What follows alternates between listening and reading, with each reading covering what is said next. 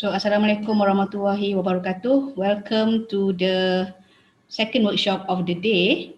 Okay, it's project-based learning that will be given by Associate Professor Dr. Khalilah Zakariya from Kuliah of Architecture. CAED kan? Betul kan? Okay, so Dr. Khalilah, the screen is yours. Okay. Okay, thank you very much, Dr. Assalamualaikum warahmatullahi wabarakatuh. Thank you, CPD, for inviting me for this sharing session on the CPD Pedagogy series on project-based learning. And thank you, everyone, for registering for your interest to know more about project-based learning.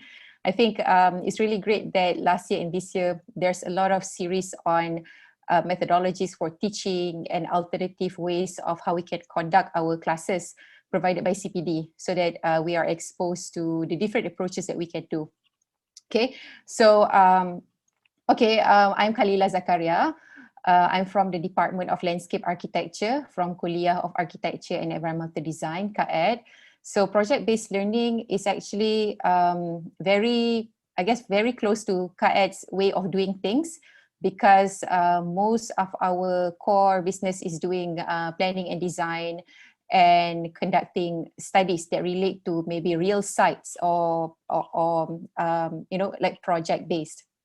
So it is my great pleasure today to share an overview on what project-based learning is, and also to share some examples from my own studios in landscape architecture of how we have implemented and adapted project-based learning.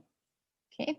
So feel free to turn on your camera so that I know that there are people out there listening and participating in this sharing session as well.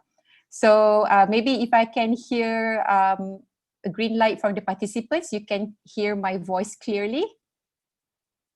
All right, thank you, Dr. Habibah. Okay, so I'll go ahead and share my screen. Okay, so everybody can see the screen? Yes. Okay, thank you. All right, so okay, this similar talk or workshop has been given in the previous BTMC course conducted by CPD. That was, I think, at the end of last year. And I have actually added some new examples based on what our classes did during last semester. Because in the last semester, we had to conduct our studios fully online, whereas in compared to the first phase of MCO, we had the opportunity to conduct it face-to-face. I think all of us had the chance to do face-to-face classes. But in the second phase of MCO, we had to pretty much do everything online.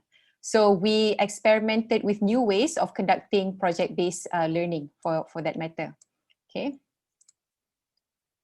So what I will share today is first on the overview of what project-based learning is, and then we'll go through some examples of project-based learning, and perhaps maybe you can take the opportunity to list out the possible topics or potential projects that you can do for your own courses or for your own classes if relevant. And then I will share on how we have designed project-based learning for our course.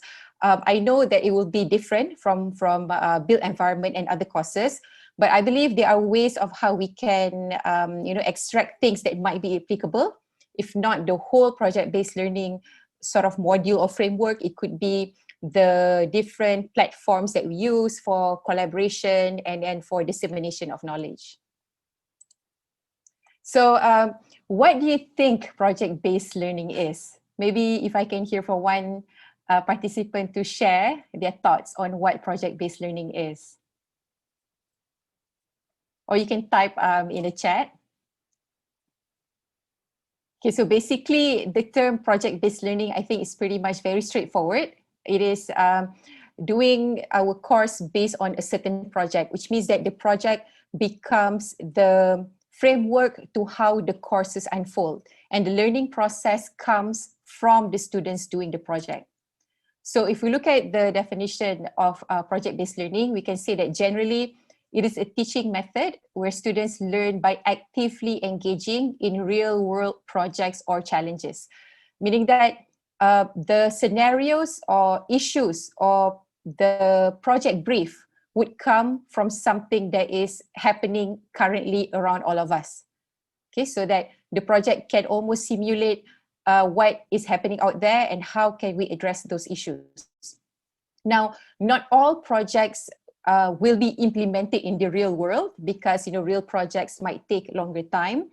But the idea is for students to have an exposure of how they might do or implement a similar type of project in the real world later on. If you're lucky, if you have funding and budget, and then that project might be implemented.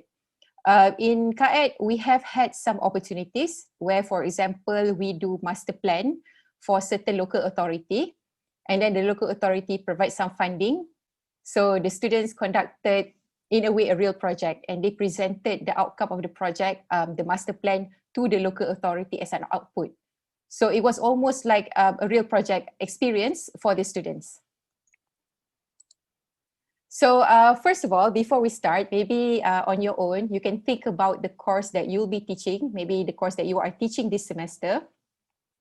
If you're teaching maybe a fundamental theory class, that's fine. If you're teaching one of the core courses that of your own department of kuliah, you can write that as well, or something that you're planning to do in the next semester.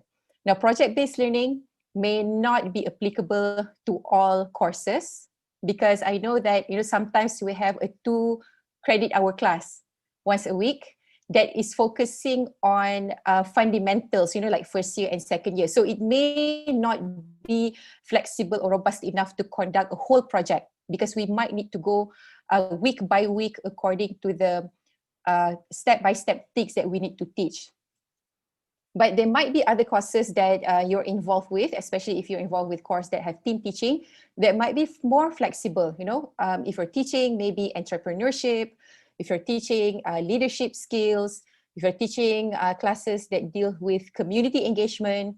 So these are where you might want to experiment with project-based learning. And another way is that project-based learning can also be adopted when you do workshops or when you do students program. So it does not necessarily have to be a course that you're teaching. It could also be done, the same values to be done in other sorts of programs that we do for students. Okay. So, well, if you have listed out the course that you're teaching, maybe now on a separate list, you can think about what are the current issues or problems associated with that subject matter. For instance, if you're teaching maybe a subject in economy, that is the subject you're teaching. And then on the other hand, when we think about current issues associated with the subject, we can talk about the pandemic, right? So they are not directly two similar subjects, but they are related. The same thing, I'm teaching landscape architecture. This semester, I'm teaching urban design. Urban design is my subject. And then current issues that's happening right now is pandemic or post-pandemic. Or in other ways, for example, I'm teaching landscape architecture. So the current issues that might be associated if we talk about the aging society, or maybe social problem or mental health.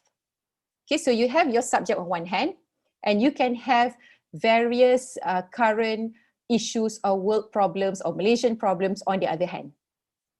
So this is one of the ways of how you can try to offer looking into potential solutions through the lens of your expertise. For example, the issues of pandemic, colleagues in my research in my area would be looking through the built environment perspective. Somebody from maybe sociology will be looking at the issues from a sociological perspective. Somebody from public health will be looking at the same issue from a public health perspective. So this means that the problem that we cause does not necessarily have to be technical based. The problems that we choose does not necessarily have to be technical based that is related to what we teach. So the idea is taking something that maybe is not directly relevant, but trying to find the connection and how we can offer the solution for that. Okay, so for example, these are some of issues that are common, such as, the pandemic. And then in the cities, in the urban area, we have the issues of rapid urbanization. You may have issues of overpopulation or a very compact city. And then there are issues that relate to environment, such as urban heat island, loss of biodiversity, issues of pollution and congestion. We might also talk about the loss of open space because a lot of buildings are being built in cities. And then issues such as flood and natural disaster is a common issues for everyone that could be tackled by different disciplines.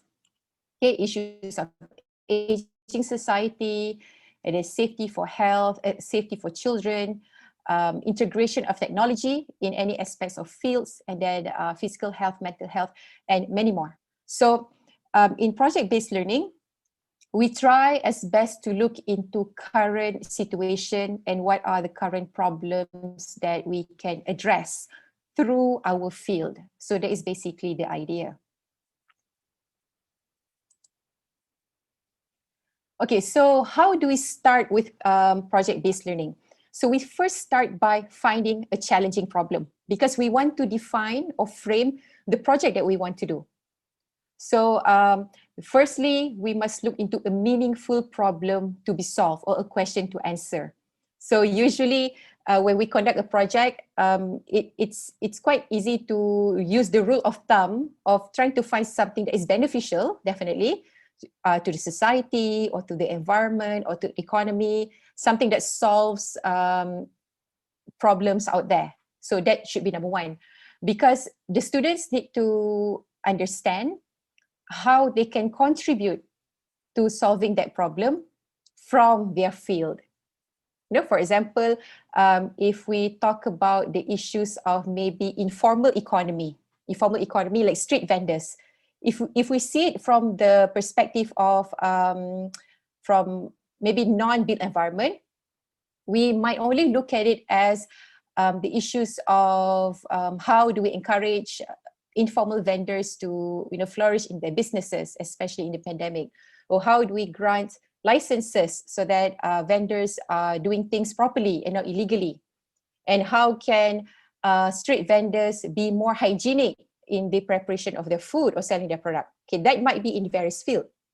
But in built environment, we could also tackle this similar issue from looking into how do we design the location, the infrastructure, and what are the physical factors that make street vendors successful or that can entice visitors to come.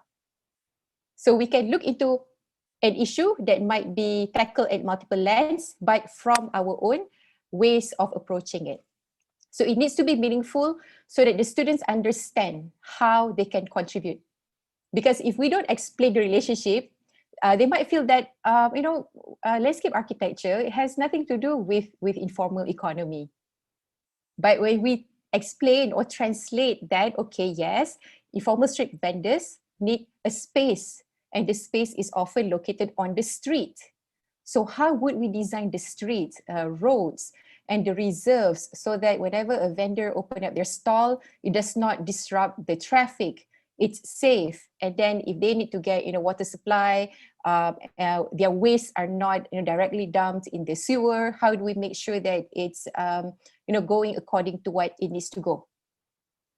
Okay, so the second thing is to choose a project and for it to be designed to engage students in investigating an authentic problem. So this is what I shared just now, a problem that they can see, and then they can understand what are the implications of those problems. Why are those problems happening? And what are the negative effects of those problems? And why is it important for us to solve it? So they have a drive to know what they can do and can contribute. And the second key point is to make sure that it is suitable level of complexity. So this means that it's appropriate level of challenge according to the year of study. So I think we all know this from our course outlines. We have the CLO, learning outcomes. So which means that if they are first year students, the project should be suitable to their capabilities and related to what they have learned in other courses that support their core courses. And then if you're dealing with maybe projects for final year student, then you can ensure that it might have a bit more complexity, but of course at a fourth year undergraduate level. And then, furthermore, if you're doing it for postgraduate courses, you might have master courses that are taught courses, that it should be appropriate to the level of mastery or the master's level. Because if it is too big for the students to handle, then it's very hard for them to achieve the objective and even for the class to achieve its objective. So we need to know what are the exact learning outcomes that we want out of that project. Everyone okay so far? Okay, thank you. Okay, so why should we do project-based learning? So these are some of the four aspects of why project-based learning can be considered as one of the options. So it's not just about delivering the project, but these are the soft skills that we expect students to develop and polish through project-based learning. So the first one is critical thinking. So solving problems and challenges through a project encourages students to think critically on different aspects, such as people, environment, economy, ethics, and values, and so forth. So maybe, for example, we're looking at from, like I'm looking at from built environment or landscape architecture perspective, but we can also trigger questions that come from other angles. It can come from maybe economy, from social, from environment. And then this is where there's an opportunity for us to even invite our colleagues or friends from other fields. So they can offer different thoughts, different ways of looking at things as a way of encouraging students to think critically. Because we know that dealing with issues and projects, you can never see something just through one lens. You have to look at things from different perspectives. Okay, number two is collaboration. So because the nature of a project is something big, it cannot be done individually. So students would have to work with their team members to solve the problem. So they will learn how to reflect and respond to different ideas and make decisions. And this is very true, after they graduate, like for us, in our department and Kuliah in IUM, we work in a team. There are some moments where we do the work on our own, but most of the time it always involves other people. And that is the same thing when students work in the industry, when they become professionals, or even when they become entrepreneurs, when they do their own businesses, or they become an employee, they will always work with other people. And working with other people is the skill that we want our students to be exposed to. Maybe someone who always excel working on their own might have to collaborate with one of the weak students as part of their group. So how would they build up each other to produce a teamwork? Okay, maybe somebody that is more inclined to seeing things at the macro scale or vision scale have to work with somebody that has an eye for detail. So how do they collaborate and work together for the project? And through collaboration, they also do peer learning, which means that they can learn about each other's skills. And this would be something beneficial because definitely, there's no one person in the world that knows everything, even for all of us. That's why the sharing session is done, so that we can learn from each other and learn how the other ways of doing things. Okay, the third one is creativity. So when projects are defined or framed under different needs or scenarios, it can push students to think creatively to generate ideas. So this is where choosing the project, something that, very technical based relating to our field, and then something else that is related to global issue that might not be directly relevant, but when merged together can produce new ideas or generate new findings and innovation. And then the fourth one is communication skills. So other than communicating with a team member, in project-based learning, it is highly encouraged that the students communicate their proposals or their ideas to an audience other than their lecturers and peers. Okay, this could be an invited panels from the industry, from other universities. It could be presenting to the community or the stakeholders of that project, so they can hear a real feedback, because maybe they are used to seeing things in a certain way, and they can get feedback and responses and questions from others outside the course team. So this can then help them to think critically more and then further enhance their creativity. So they may learn different ways of communicating to a group of industry professionals, versus the local community. So they are prepared. They can build up how to communicate. For example, if they were given the chance to present to government officials or the local authority, maybe the nature of the presentation might be different. In some local authority, maybe they would have to present in Bahasa Malaysia. In some agencies, maybe they present in English. And when they speak to local communities, maybe a retiree village or rural areas, they then would have to switch to communicating with the suitable ways to aunties and uncles, grandfathers, grandmothers. So they have to adjust, and these are the skills that we look for. So this is something to ponder. How do we get students to think about what they are doing and not just focus on getting it done?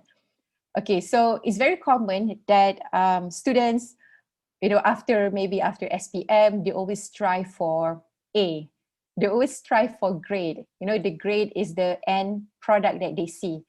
But it's very important that we teach students and inform them the importance of process, so that they know how to improve along the way, and they know what to learn from the lessons along that process.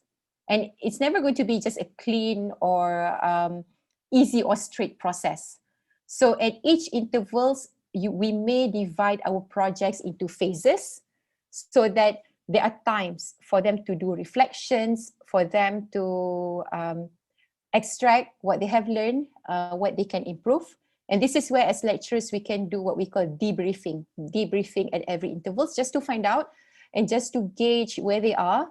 Because for example, if you find out that a project that you have set out is too heavy for the students, along the way, maybe in the second or third phase, it was just so hard for them to grapple with the project, then as the instructor, we may have to refine the deliverables of the course or tweak a bit in terms of how the project would unfold to suit the students' abilities too, in a way. Of course, we want to push them, we want to raise benchmark, but at the same time, we have to make sure that it is something that is actually deliverable by that particular batch of students. Is there any questions so far? Okay, if none, I'll continue. Okay, so what does every good project need? So there are 7 things that we can use as a guide to create a personally meaningful and fulfilling educational purposes, a project that meets these criteria. Because at the end of the day, project-based learning is different from if we get a real project for consultancy or research. If we get a project for consultancy, it is a project where we need to deliver that project at the end. And because we are hired to do so, there are certain deliverables, certain targets that we need to deliver. But in project-based learning, it is about the learning process. So we cannot forget about that. And this is actually something that we need to be very mindful of when we receive real projects to be part of our courses. So the clients needs to know that there's going to be a learning process as part of doing the project. And there are certain maybe requirements that if people were to ask consultant to do, is actually not something that they would have to do, but because it is a project-based learning for students, then it has to be done. So the first one is the need to know. So we can activate interest and initiate questioning. Okay, we can take an issue and then we can prompt that to our students to ask, what is happening? Why is this happening? Okay, you can take something that is very close to maybe our context, maybe something that is the students very well exposed to, that they know. I think maybe if we look into the previous online courses that we do, and then some students shared that it has taken a toll on their maybe mental health, they felt exhausted. Maybe that could be something that we start to try to tease out and to activate their interest. And then the second one is to create a driving question. So this could be a provocative, open-ended, a complex question, linking to the core of what you want your students to learn. Okay, for example, if I take the issues of mental health during online learning, then maybe my driving question would be, how can the outdoor space or the natural environment help to ease or contribute to the betterment of mental health? So then it gives them something to ponder and think about for a start. Okay, the third one is student voice and choice. So in project-based learning, we encourage students to propose their approach, media, and style of what products they will create and what resources they will use. I will share later on at the end of this presentation several different methods that we introduced to our students, and then each group had actually chosen different methods to suit their group's needs and their group's way of doing things. So most of the students, we assume them to be very tech savvy because they're always on maybe social media. But I find that actually sometimes lecturers are more tech savvy in terms of pedagogical method. So we must share with them and expose them. For example, they may have not ever used Google Jamboard or Google Slide because they've been using PowerPoint. They may have not come across Canva, but we may have. So share with them and then introduce them to these other tools so that they can try it out and then propose which tools they want to use for that particular project or phase. Okay, number 4 is to build 21st century skills. So this deals with collaborating and communicating with team members to plan their task, work process, and use of technology. So in the previous semester, we had to conduct our studio fully online, and we shared with the students how they could use Google Drive, how they could use Google Meet for discussions, and Jamboard, Canva, and then various different tools for them to manage their project. And when we give them the general timeline, then they would have to also plan the deliverables within their own small group. So the project management skills would happen at their level.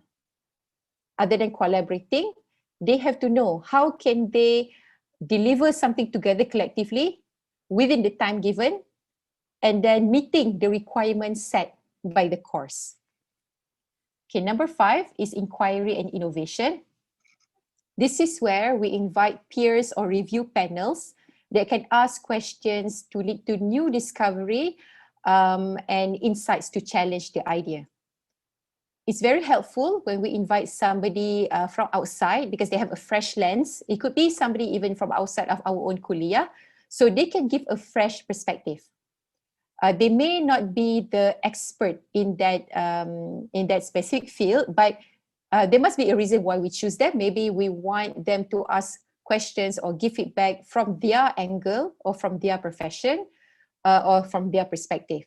So then it can encourage the students to inquire more and be more innovative in their designs because they understand who are the users or the end user of what they are proposing. Okay, number 6 is feedback and revision. to critique each other's works, and to learn that revisions and refinements are common in real world. There have been instances where students would propose or do something very simple and very easy because they know that there's no way it's going to be wrong, you know, because it's something very simple and easy. They don't want to do the hard work. So we must embed in them that it is part of the learning process.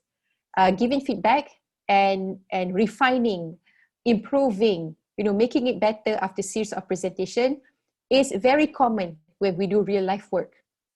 For example, when we do even our grant proposal, it's not just, you know, one time we do it, we get our grant. There's a series of evaluation, maybe at kuliah level, and then university level, and then KPT level. So the similar training needs to be taught to our students so they appreciate that it is part of the learning process, and improvement is progress before they reach to the end of their project. Dr. Khalilah? Yes? I have a question. So Sure. I'm sure you have deal with this project-based approach with your students kan. So how did they deal with the criticism? Sebab millennials ni kan normally diorang very defensive, right? So can you share your experience? Yes, okay, sure. Yes, of course, I think over the years, we have seen the different batches have different ways of reacting and responding to criticism and comments. I think it's very important that, you know, early on when they're in the first year, we explain why it is important to receive feedback and what they are for. And then to also expose to them to the reality of the nature of people and personalities. Not everyone that they meet out there are like me or are like their lecturers. You know, because even us as lecturers, we have different ways of commenting and giving feedback. So by briefing it to them, and then at least they get the first exposure. And then there have been times where they get really harsh comment from outsiders, and they feel really down, right? So then it is our role to debrief and then to sort of motivate them back and to highlight, okay, look, you know, the panels commented this, but remember they also mentioned that your project was interesting. Okay, so take that comments and see, okay, now how can you improve or make better of what they commented? Okay, kita kena highlight the positive part jugalah kan. Yeah, definitely. I think like for students, if they because sometimes people from the industry, they're not academics, so they would give feedback very straightforward. But we need to help the students to understand, okay, when I know this comment refers to this, okay, how we can ask back the students, where do you think from this comment that you found the lacking or things you can improve? So that they can see what they need to do next. As long as they figure out, okay, the next step, this is what I'm going to do, then inshallah, then they can, you know, overcome it. Yes, they can move on kiranya. Move on, yes. Hashtag move on. Okay, thank you. All right, thank you for the question, Doctor. Okay, and the last one, the seventh one, is to present the product. So ideally, if we get the opportunity to present the project or solution to an audience, such as panel of experts, communities, or government organization, this would be good because it is a simulation of a real life project. You know, sometimes we have to pitch to clients, sometimes we have to present our proposals to, you know, external agencies. So it's the similar training. And I will share later on that, you know, now is the pandemic, we can't really have a lot of people, but we have used alternative ways of presenting the product to others outside of the campus. Okay, so I'm going to share a short video about this from the BBC. Is getting older. Okay, better. 2050, the number of people over 65 will triple. A new aging attitude survey of 21 countries by the Pew Research Center found that Japan is the most worried about aging. 87% of people think it's a problem. That's in contrast to the US, where only 26% of people are concerned. The survey found that the older the population is predicted to be, the more they're worried about aging. Countries also have different takes on who should care for the old. Only a few have a big chunk of people who think seniors should care for themselves. Overall, most people think the government should be responsible. But also look at a place like Pakistan, where 77% of folks think it's up to families. All this aging can hurt economies. Spain's a good example. In the future, there will be more people, younger and older, relying on those of working age. The US, however, may have an advantage here. Its population is growing slower and getting older, but it's still projected to be younger than major trading partners in Europe and Asia. That's because America has the most immigrants of any country. They're bringing higher fertility rates, even as US-born women are having less babies. Between 1960 and 2005, immigrants and their descendants accounted for 51% of US population growth. Now, between 2005 and 2050, they'll account for 82% of that growth. Pew says countries with the biggest chances of economic boosts may be those with the youngest populations. Among these, Nigeria is well placed. By 2050, it's projected to have a bigger population than the United States. David Botti, BBC News, Washington.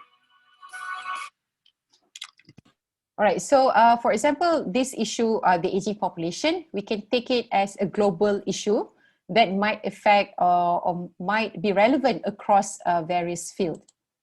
Okay, so what project can we create for our course and discipline? Okay, for example, the aging population was actually used as an issue conducted by the Community Landscape Design Studio last year. So in that studio, the studio instructors wanted the students to learn how to sustainably plan, the secondary studio, the objective was on community design, and the objective was to learn how to sustainably plan and design outdoor spaces for the community. So the first part is a general theme for the course. So every semester, the angle of how the course is implemented would be different. Sometimes it deals with high-rise urban community. There are years where they look into the PPR or the low-cost housing community. There are years where they look into rural community. So for this particular studio last year, the instructors gave the challenge of the aging population. So the project brief was how they can plan and design for the aging population in a residential area. So you can always tweak the context. You know, it could be urban area or rural area, but the issues is on aging population. So the students could tackle the different complexity of what the project require. So maybe maybe what you can do is that maybe we can take a few seconds while you're listening to my sharing session, is looking back into the subject that you're teaching. You can list potential projects that you can do for your course, for your courses, based on the challenge of aging population post-pandemic. You know, if you're from maybe dentistry, how would you tackle? Are there issues with regarding to aging population? You know, old people and their dental health, and then especially now when it's the pandemic. Can that become something to solve? You know, if you're from maybe law, are there relevant issues looking into this? You know, such as are there policies or relevant angle where you can do? You know, if not relevant, of course, you can always choose a more suitable issue or topic. Okay, so we're going to look into some differences between doing a project versus project-based learning. So if you go to the pblworks.org website, it's a very helpful website on project-based learning. A lot of it focused on schools and maybe some on higher learning institutions. They share a lot of information about PBL. And we might ask a question, you know, I'm teaching a course, we're doing a project. Is it considered project-based learning, or is it just doing a project? So in PBL Works, they call it doing a project is like a dessert, because it's a small portion, whereas project-based learning is like the main course that leads everything else. So doing a project or a task is often used to understand a certain topic, where project-based learning, the project itself is the unit that becomes the framework for the learning. So this is the difference. In this table, we can see some examples of the difference between doing a project, dessert, versus project-based learning, which is the main course. For example, in doing a project, there might be an add-on to the traditional instruction or alongside the unit. Whereas for project-based learning, the instruction is integrated into the project because it goes back to how you frame the project and what are the key questions that you ask to drive that project and what are the expected output. For doing a project, it might specifically follow the direction of a teacher because of the instructor, because it's a very small task-based. Okay, submit an essay on the case study of Bukit Tabor Gombak, for example. We have several requirements. So that is maybe doing a project or assignment. Whereas project-based learning is driven by the student's inquiry. Although we initiate the project brief and the key questions, but the students are very much involved in finding out more about that project, and then they can even help to co-direct the direction of how the project will be unfold. In doing a project, it focuses on the product as the output, where in project-based learning, it focuses on the product and the processes. So this is what I mentioned before.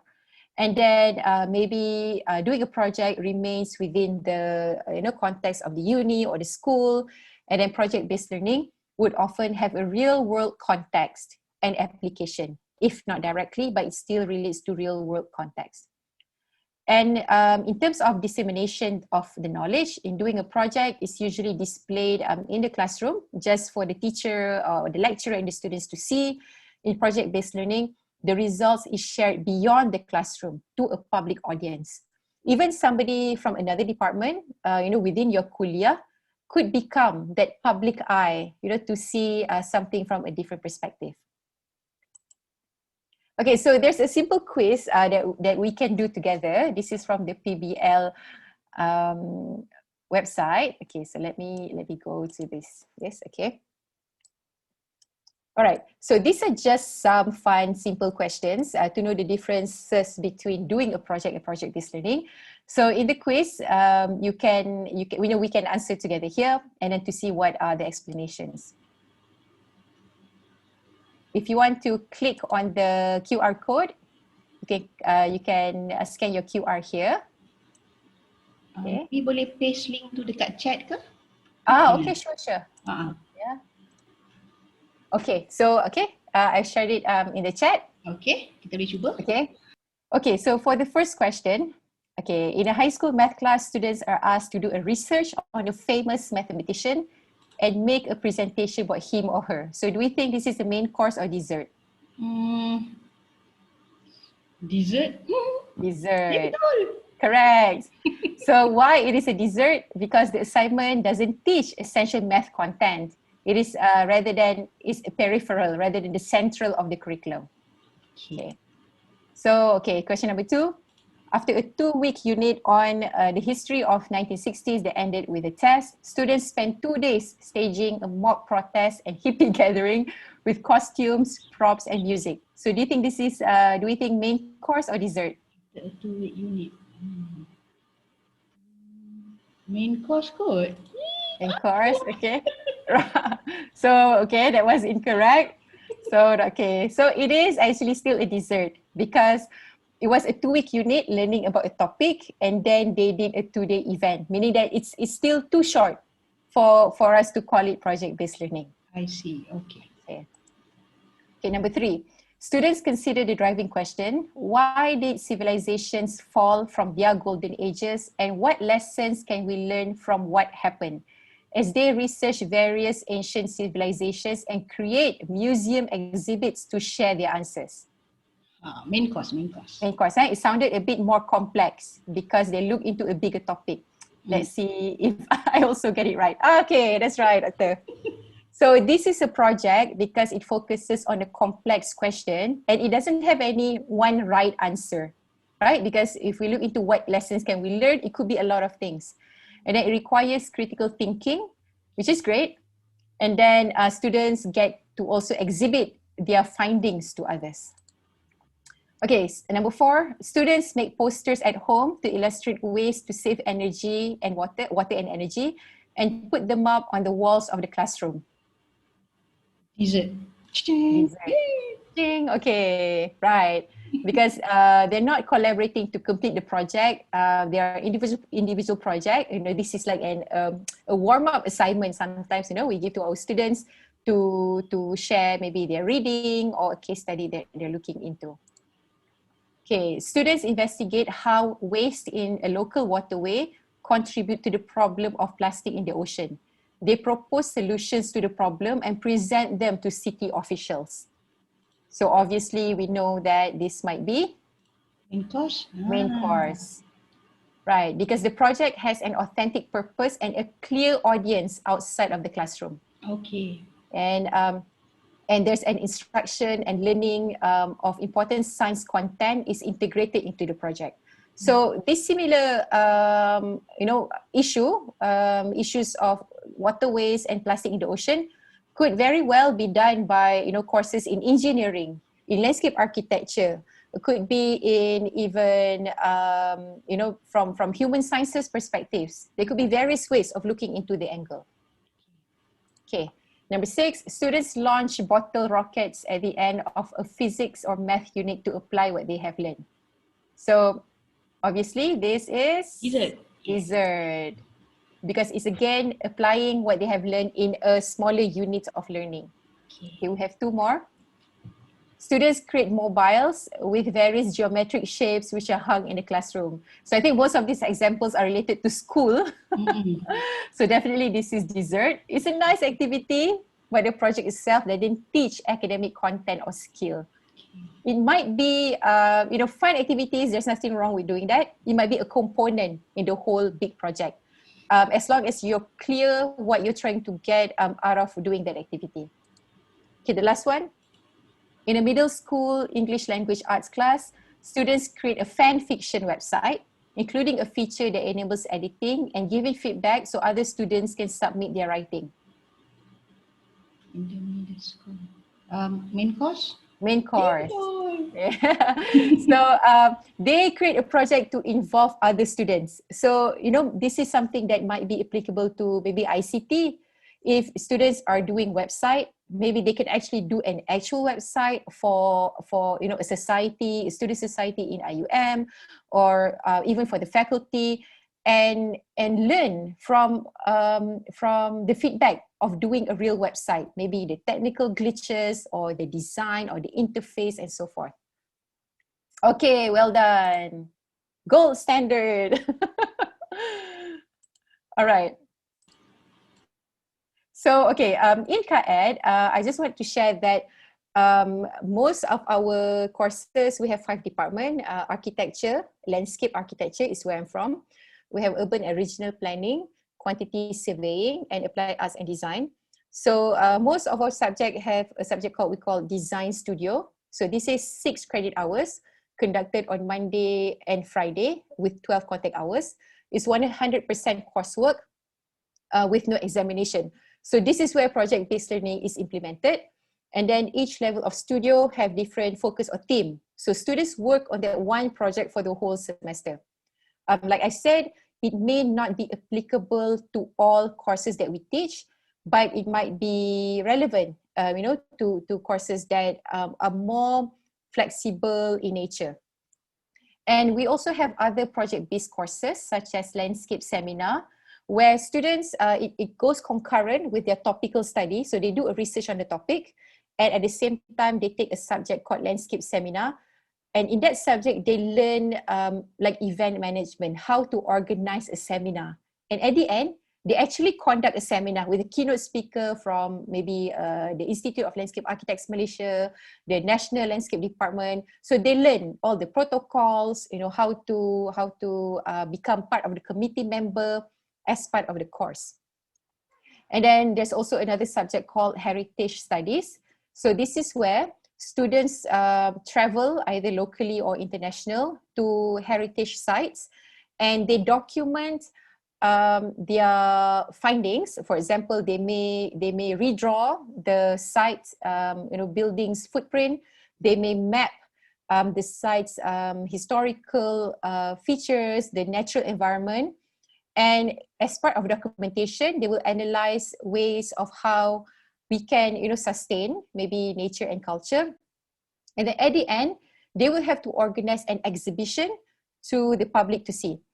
If you have come to CAED during CAED Fest, or maybe some of the events that we have, and we have a lot of exhibition, so that is actually part of the deliverables of the heritage study subject. They might have to invite people, officials to officiate. They would have to interact with the public, even the IUM community, who ask them about their project, and they get to share about what they learn. So that is also part of what they have to do. And then we also have another subject called Integrated Multidisciplinary Project. So this is very unique in CAED, where we choose a project and a site, and then students from, I think 3 or 4 departments join in: architecture, landscape architecture, quantity surveying, and applied arts. So it is like a semi-professional or quasi-professional project to simulate a real consultant work. Okay, and then the fourth one is entrepreneurship. We offer this subject in landscape architecture, where students learn how to do entrepreneurship, like the business models, business model canvas, finding out pricing strategy and so forth, while at the same time they have to build a business. So you may have students, selling, last time they sold cake batik, Biscuit Mary and Milo and milk.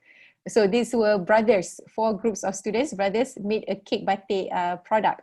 So they learned about, initially it was just very simple, and then they learned the importance of packaging, and then pricing, and then getting orders and so forth. And we teach these skills because we want to prepare the students that we know that not all of them will become professional landscape architects. It's a professional course, definitely, but we know that we have to prepare them with these other skills that they need in order for them to diversify their professions later on. Okay, so for our studio, we usually in landscape architecture, we have 4 years, and then every semester there's a different theme. So first year it goes from small outdoor space to community landscape design, and the second year ecological landscape to urban landscape design. I'm currently in the urban landscape design studio. And then you have landscape resource planning and internship. And at the final year, when they do their design thesis, they do the whole project on their own for 1 year. Meaning that from going to the site, getting their map, meeting the local authority, getting the drawings, and everything on their own. So it's also a training ground for their final year project before they work. And then these are just some examples of how we frame the project. For example, in community landscape design, last year, they took on the issue of the aging population as a challenge. So the premise or the brief for the project might be, in 2030, it is projected that 15% of Malaysian population will be 60 years old and above. So how can we plan and design neighborhoods and outdoor spaces for the aging society in Malaysia? So they took, I think, a retiree community in Kuala Selangor as their site. So they went to the site, meet with the local authority, meet with the local residents to conduct interviews and to learn more in their analysis before doing the design. So this is the project that I conducted for my studio with my team on landscape resource planning for 3rd year. It was resource planning looks into the bigger regional scale of master planning. We took Pekan Pahang as a site, and then the challenge was that Pekan Pahang is one of the royal towns in Malaysia. So how can we revitalize the royal town image while at the same time planning and designing its natural and cultural resources sustainably? So there were several issues that they need to look into. First, Pekan history and its identity as a royal town. At the same time, what are the natural and cultural resources that could be improved for the local community and for the sustainability of Pekan as a town? And then this is the project that we are doing this semester for urban landscape design. Because it's urban landscape design, we chose the theme of smart city as an angle or problem for them to solve. So the challenge is Cyberjaya has been designed as a smart city and dubbed as the Silicon Valley of Malaysia. Now, our challenge is, how can we design public spaces and community spaces that are also smart and intelligent? So we recently had our, our second class, and we prompted the students to also, usually when we think of smart city, we will look into, digital things and technology. But at the same time, there are a lot of things that we can learn from the process of nature, because nature has intelligent process itself. So how can we also integrate this into planning and designing the smart city in Cyberjaya?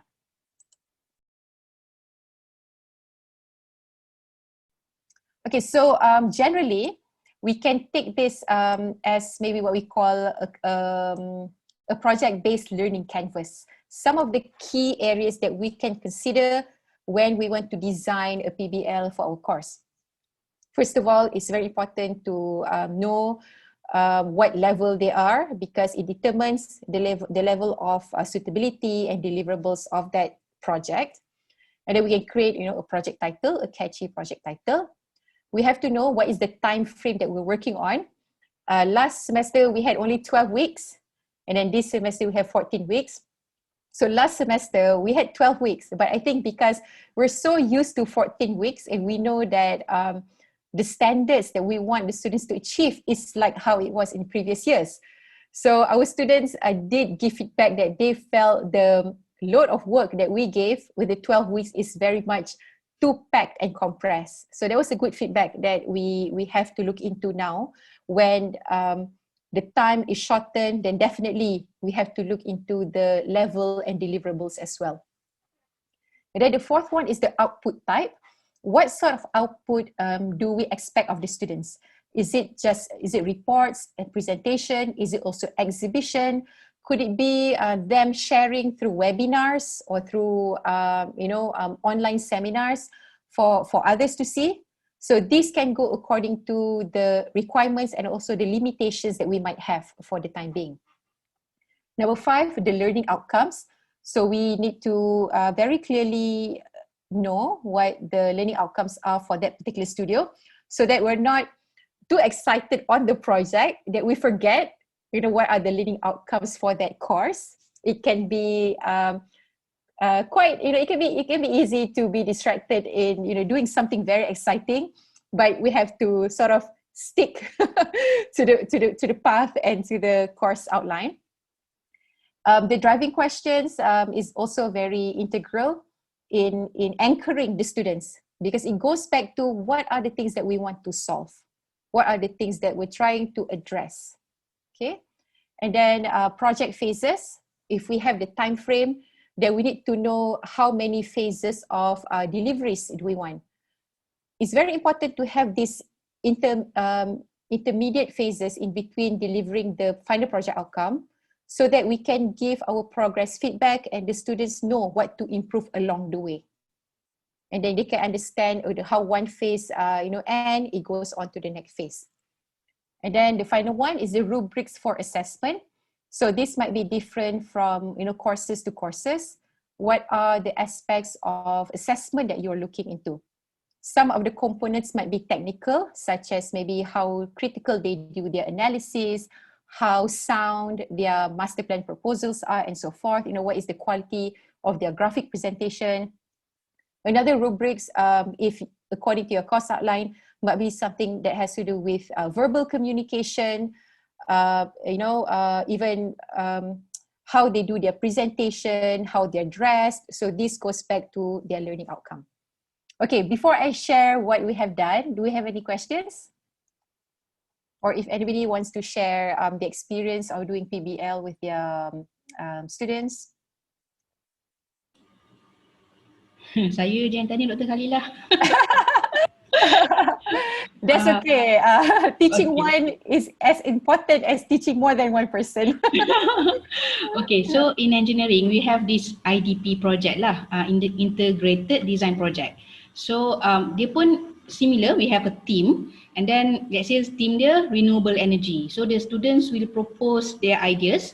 So And then facilitator of the course will say, okay, that's a good project. Okay, you can proceed. So do you apply those approach as well? Maknanya they propose and discuss dengan facilitator dulu? Yes, yes. So we do that for our design thesis for final year project, where the students would choose and propose their topics.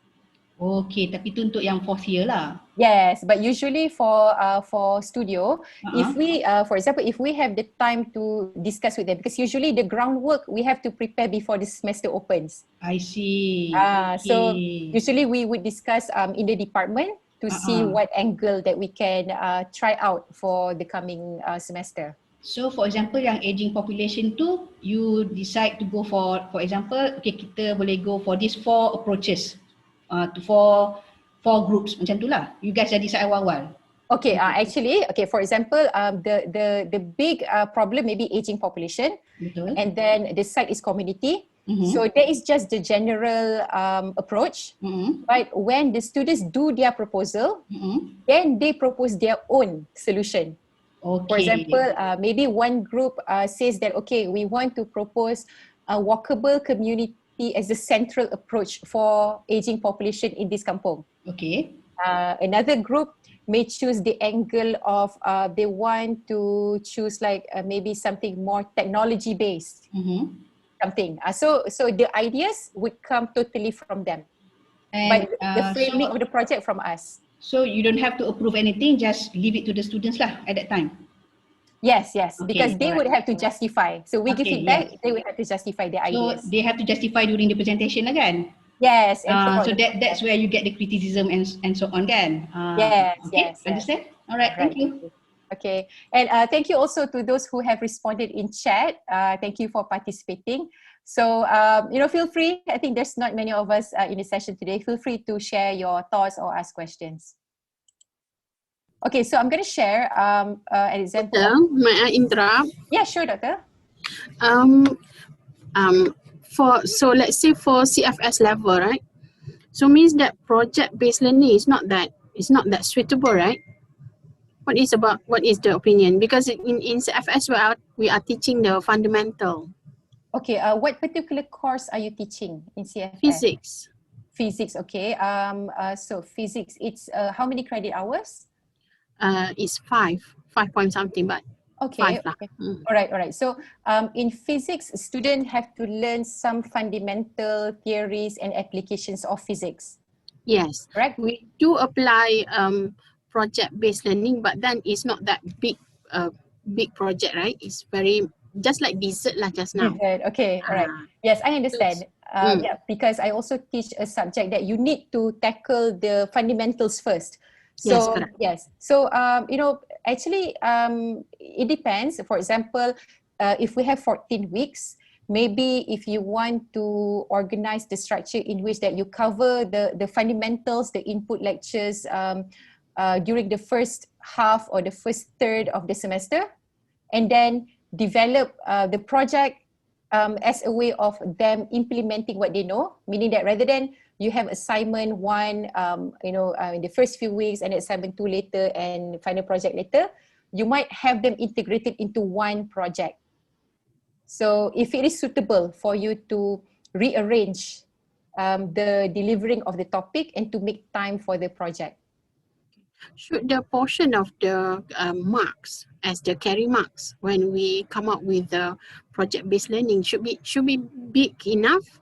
I mean, for fundamental subject like physics, we have 50% for final year exam, and then we have 50% for carry marks, including all the quizzes, all the assignments. So how big is suitable for project-based learning? Okay, all right. So like for our courses, it's considered because it's 100%. So we have no exam.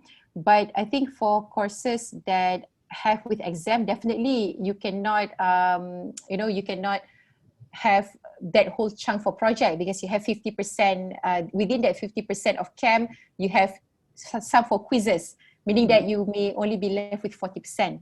But I think if the 40% can be translated into something that can be done within maybe, maybe like a month, then it might be like a small project.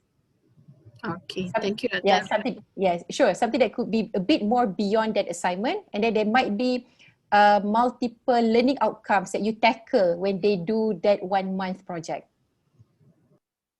Thank you for your question. Okay. All right, okay. So I'm gonna share a glance of how we do our project brief. So this is for, hold on, for our Pekan Studio before this. I'm just gonna try to off the chat. Hold on. Okay, there we go.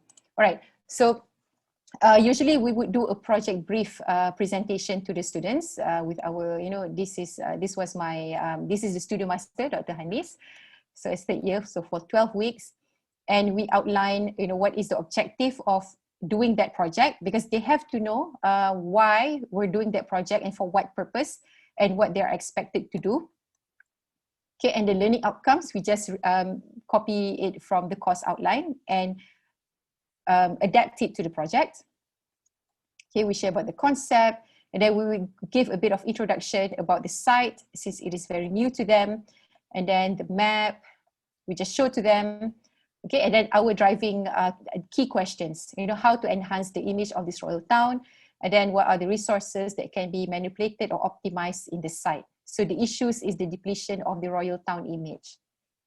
And these are the scope of work for them to do inventory and then propose short-term and long-term planning and using GIS as a tool to document their findings.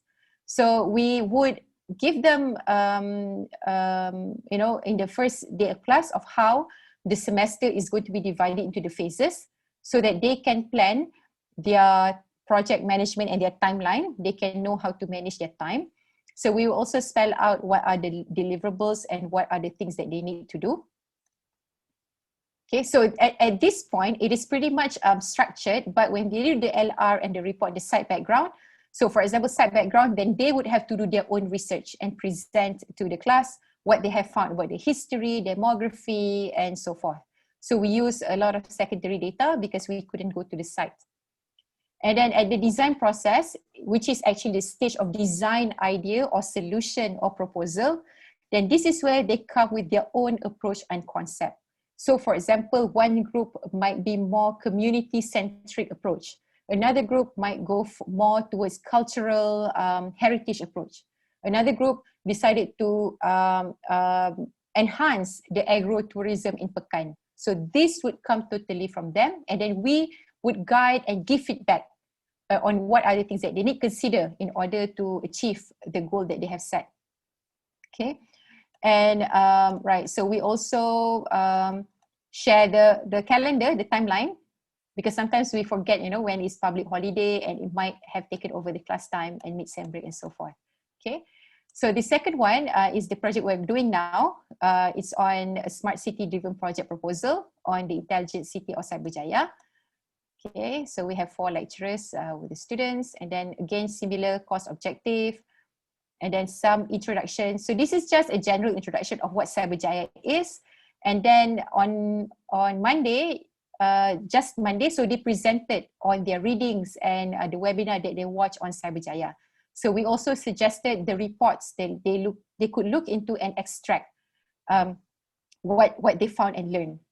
Okay, so scope of work and also their phases and calendar. So, if you're not doing it for classes, you could also do it for other programs that you do. For example, you may have come across or heard about this LIGHT, Leadership for Social Empowerment, a program that I did with USIM students and also IUM students funded by PNB. So the program is actually a leadership program for students. But the angle that we choose is on cultural heritage with the local community. So it's trying to merge leadership qualities, but the problems that they have to solve is on cultural heritage and the local community. So it's a project-based learning as well.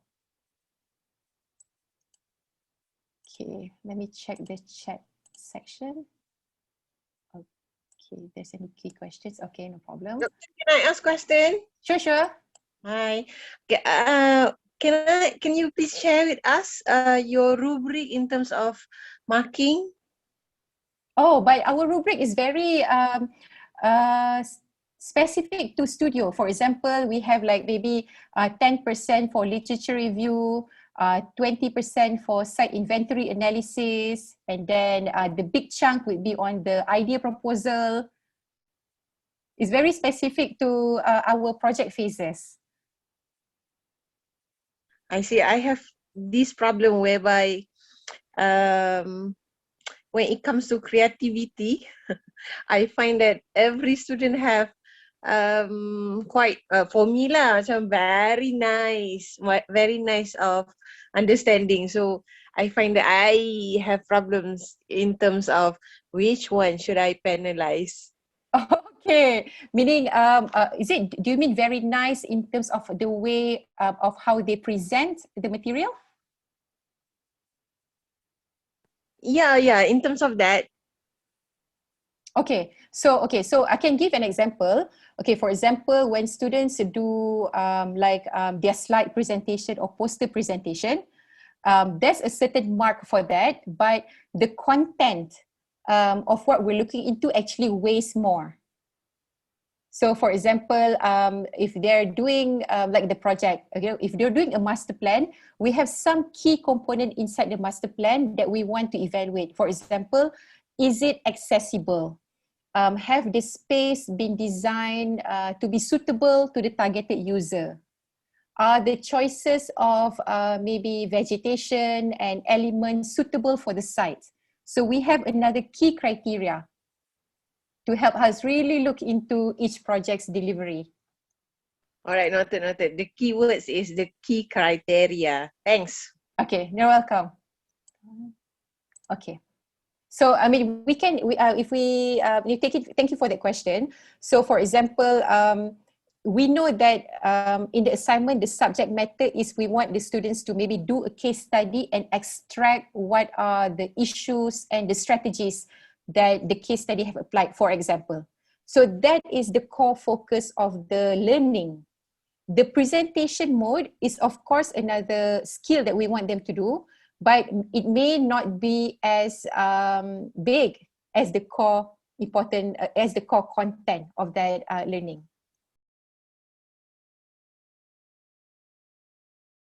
Right, okay, so I'm going to share some photos, okay, so for visual sharing. So this is how we have conduct project-based learning before the pandemic, when we could have face-to-face classes. So in defining the project, we would brief them usually on the first day of class or first day of studio, because we only have 14 weeks, we can't waste time. And then usually before they embark on the real project, they might conduct minor project. So this might be conducting precedent studies or reference studies or doing some literature review. And then they would do their research in a small team, and present it to the class for feedback. And what we do here is we have to try we ask them, how do you think, what did you learn from this project that relate to what we are going to do, so that they know it's applicable. And then in the minor project, yes, questions? Okay, so in minor project, then they might deliver either posters or models, or you might want them to do presentation or reports or even video. And then after that, when we do site visit and data collection, so this is where they prepare the kit, what do they need in order to collect the data? Just like when we do our research, we might need questionnaires, we need maps, we need interview questions, we need to do the appointment with the local authority, with the maybe head of village. So the students would have to do this themselves. But of course, the office would assist, and sometimes they even have to be the ones who call the local authority. But we have to teach them the ways of how to speak, the formality of how to speak to the local authority. We assume that this is a common knowledge, but trust me, not every student know how to speak formally. They might speak like they speak with their friend, which may not come off as very polite. So we can even take this as one of the small lessons that we can share with them.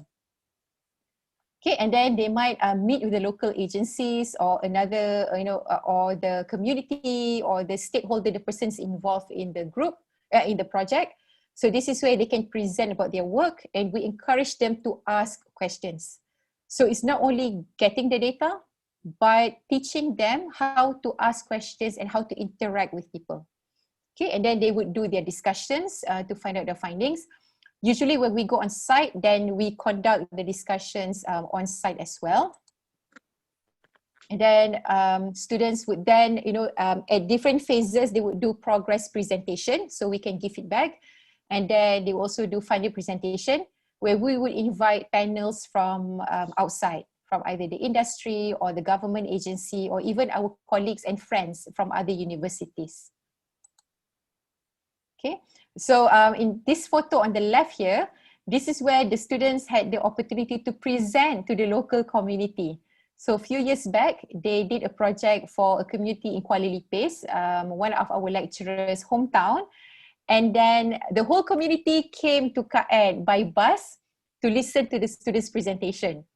So the students all of a sudden had to switch from presenting in English to Malay, which they were still in second year, but being in IUM, I think they have been very well versed in English.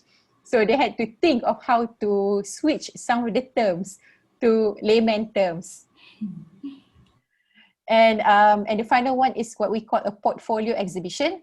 So this is where we open the students, we display the students' output, and we open it to the public and to the external assessors and even their friends from other mahala, from other kuliah to come and see their project.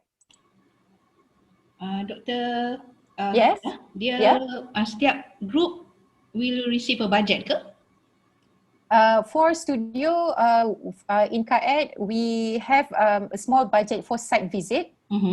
Okay, but for example, in the previous year, they may have some budget. For example, if they do a budget with certain community, sometimes the community or the representative of the local authority have some budget. But yeah, okay. most of the time no budget. Okay, sama lah. Yeah. Tapi yang site visit tu adalah budgetnya. Yes, macam we would write a working paper. So bus is usually sponsored by UIA. Okay. Yes. So okay. yes. Alhamdulillah, we still get the bus. Okay, so I'm going to share a short video of the feedback from our second year student last year who did on the elderly community. So I would like for you to try to catch what they said they learned other than about doing the project. Okay. University and also student will be more free. Yeah. Happening.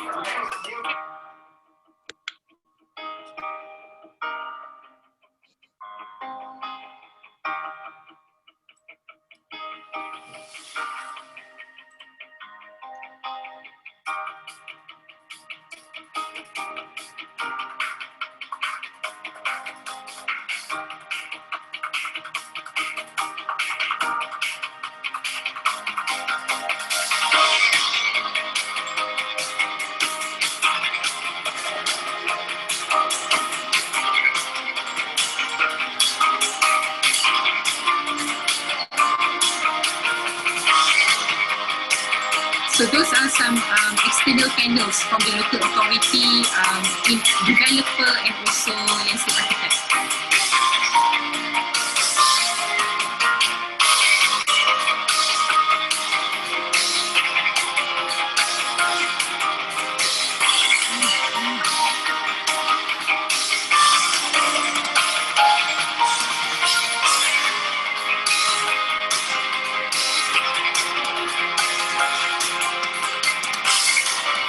So this is where the students get to listen to feedback from the outsiders about their work.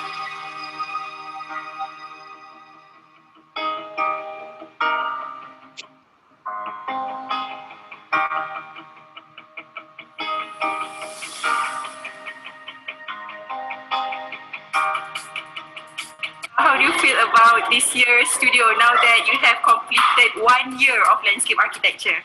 I think it's very good. I've made a lot of experience and I think that is very fluent, like I can do anything right now. So What is the most memorable thing about this year being in the first year? the most memorable thing, I think the changing my routine, we used to do the studio with my friends, the changing the workload, so we have to adapt and I guess like everyone can show their own ability and skill. So this semester you did a project about community, on retirement community. So what are some of the things that you learned from doing this project? Some of the things that I learned first, maybe for the process of collecting data, we can actually, I learned how to socialize with the and for the designing, I learned more on how to actually, when we design one by one design, we need to actually communicate with each other too, so that our design can actually combine. When we combine, we can actually see as a whole design that created by a group that have the same design concept. Okay, so as you can see, the sister just now mentioned that they learn how to socialize with the elderly and how to communicate with each other. Okay, so that's some of the things that we look for in project-based learning.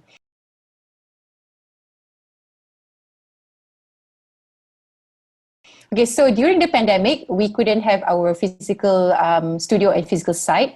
So I'm going to share with you how we conducted online project-based learning. Of course, it's not the same as going to the site, because when you do things virtually, you can't really feel the actual environment of the place, but we had to do it anyways. And for the Pekan project, the students actually could not go to Pekan, and they had to visit Pekan virtually. So our studio was conducted through online classes via Google Meet. And then we conducted virtual site visit using Google Street View and Google VR Tour Creator. So from using this mode, students are able to navigate in Pekan virtually. And then we virtually visited the site together. So just to add a bit of fun, during the site visit day, we asked the students, to wear their hat, their cap, and their sunglasses. So at least it felt a bit different than normal class day. Okay, and then so when the students did the site visit, so each of the group had to document their site visit. So this one group, I'll just share a bit on how they use the virtual tour and make it into like a tour bus.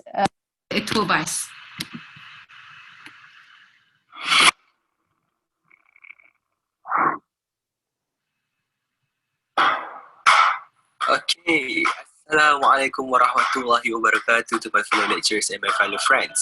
So today we are from KAED.co. We are going to take you guys around Pekan Pahang, and we are going on a virtual site visit for the first time. Are you guys interested? Okay, so let's go.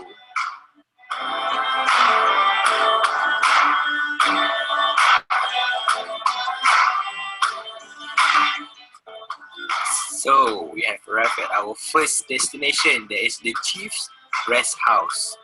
So this Chief Rest House is located at Jalan Seri Terentang, and they have a good quality of Malay architecture, and it is the one of the oldest building in Pekan because it's built in 1929.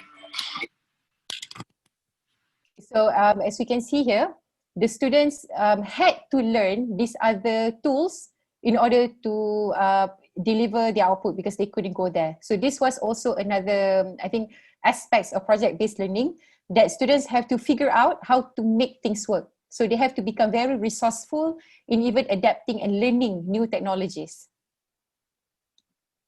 Okay, and then they did their site inventory analysis. A lot of it was supported by secondary data. We were able to obtain the maps and the reports so that they can extract contents and remap them and conduct the analysis in GIS.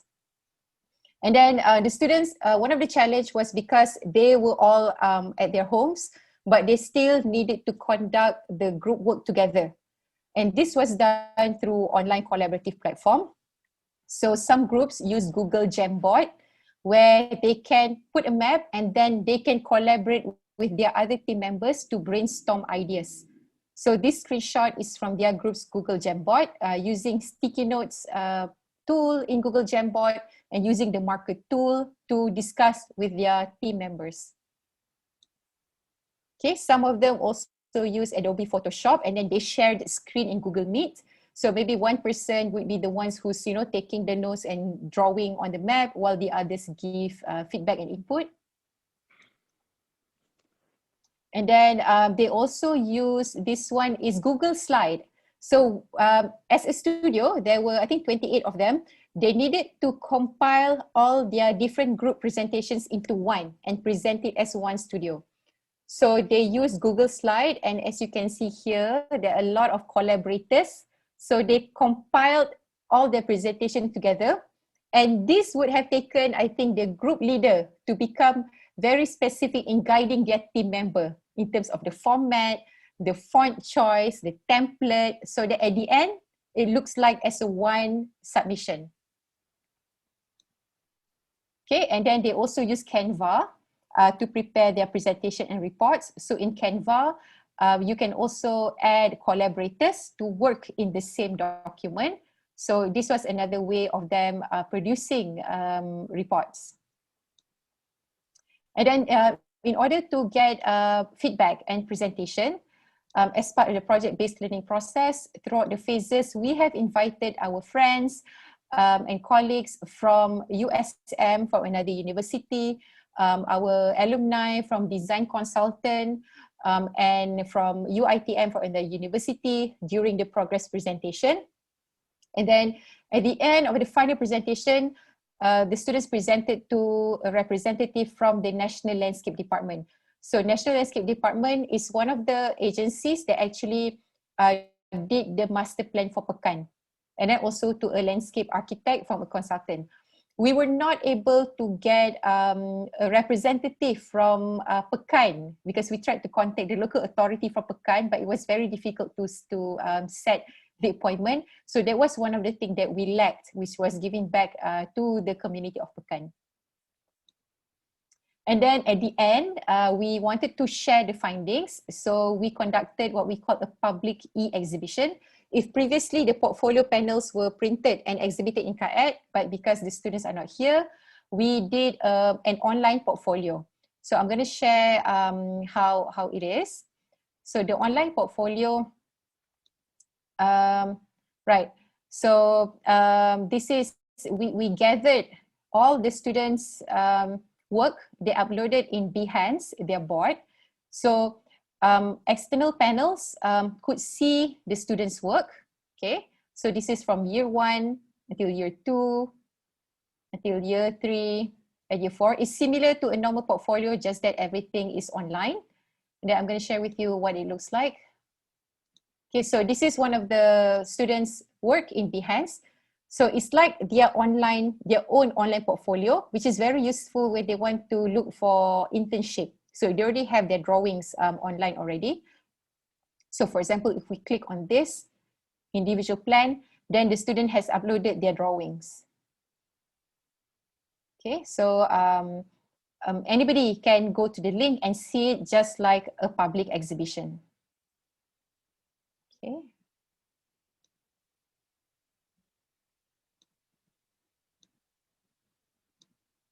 Okay, so lastly, I want to share how this whole method of project-based learning, how we put it together in a method which Dr. Hanis and I call the Compo Studio method, which stands for composite and composition as also composing. Composite, we do it as an approach of a layering map in our resource planning, but we take that term to frame or to framework our methodology, because we use various different online and offline platform and also different deliverables.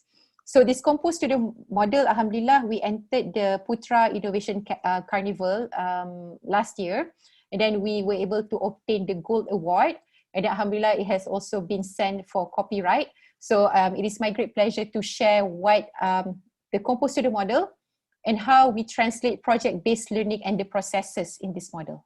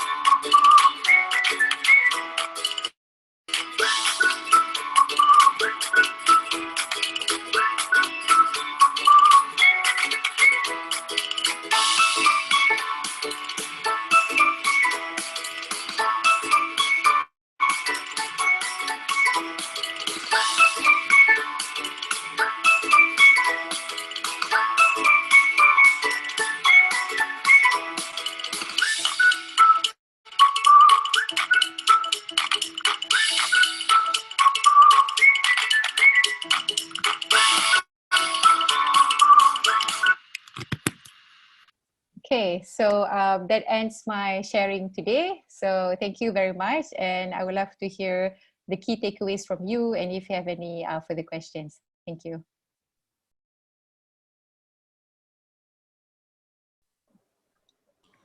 Okay. Ya, thank you. Assalamualaikum. Okay, soalan. Alright.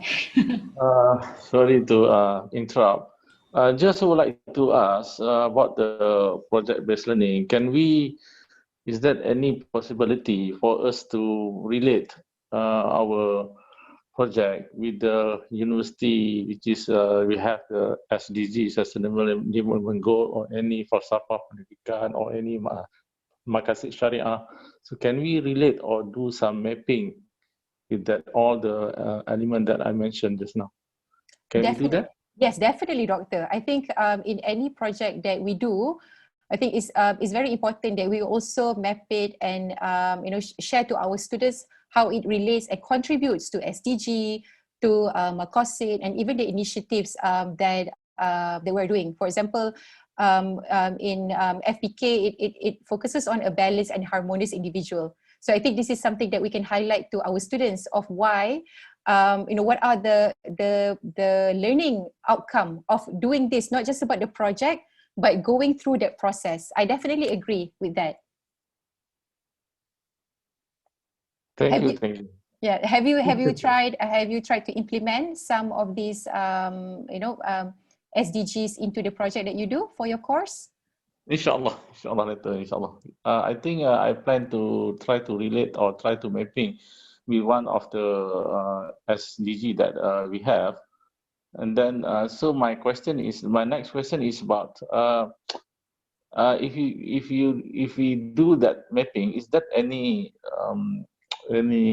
assessments that we need to do, at least to know whether the student meet any of the SDG? Okay, is there sure. any rubric or any part of the evaluations? Okay, so thank you for your question. So for SDG, for example, if we look into maybe SDG 11, Sustainable Cities and Communities, if we look into SDG website, under each SDG, there are actually targets. So targets under each SDG shares a more specific direction of how to achieve that SDG.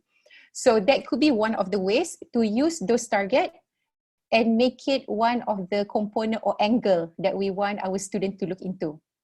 So I would like to share my experience when we did our LIGHT project. So what we did was that for LIGHT, we mapped LIGHT to 4 SDG. I think it was SDG 4 on quality education, SDG I think 8 on economy, because it dealt with, we looked into the cultural heritage entrepreneurs in Gombak, SDG 11 on sustainable cities and development, and SDG 17 on creating partnership, because we worked together with USIM and PNB. So we presented the project to DOSM, the Department of Statistics Malaysia, because they are the caretaker of the SDG, and we want in Malaysia, and we wanted to know how do we map this to share that we are contributing to Malaysia's SDG. And DOSM actually, even they are in the process of trying to map the projects, but they shared that for us at the university level, for our courses, for the classes that we teach or the projects that we do, it is sufficient that we can refer to the targets, because not all of the targets in each SDG applicable to all countries. So we can still look into the targets as a guide to how we want to use it so that our projects can be aligned towards the SDG. Right, any other questions? When you were referring to the SDG, meaning that, let's say the SDG 8 kan, dia target 8.1, 8.2 kan? So that's what you meant kan? The sub, yes. Okay. Yes, that's right. Understand, yes. Yep. Like for example, if I think recently IUM has announced the opening of the Green Gown Awards. That was the award, the Green Gown Awards was when we submitted LIGHT and we got it as a finalist, and then IUM won the Sustainability Institution of the Year. So even in Green Gown, they asked us to to state which SDG are we mapping our projects to, and then which target. Okay. So we can even do that at our course level. So just to be aware on, okay, actually what we do is aligned with the overall sustainable development goals. Okay. Okay, is there any more Okay. questions from the participants? Right, so I think thank you everyone for your attention and for your interest in project-based learning. Before we end, I wish you all the best in conducting your project-based learning, and it will be helpful to do project-based learning with a team, meaning not you alone. Try to get a team together because it's something, it might be something big that can actually become more fruitful with even collaboration among the lecturers. Okay. And thank you CPD for inviting me. So nanti if they ask for the slides, are you going to share, because it's from Canva kan? I can share the link. Okay, all right. I'll share the link to Dr. No, and then perhaps can share to the participants. Okay, email to the training CPD email tu lah. Boleh. I'll share to Cerita Nurul Afzan pun boleh kan? Ya saya betul. Okay, alright. So if there is no more question, we can end our sharing today with the recitation of Tasbih Kifarah and Surah Al-As. Thank you, Doctor. Thank you, everyone. Bye. Assalamualaikum. Okay, bye. Assalamualaikum.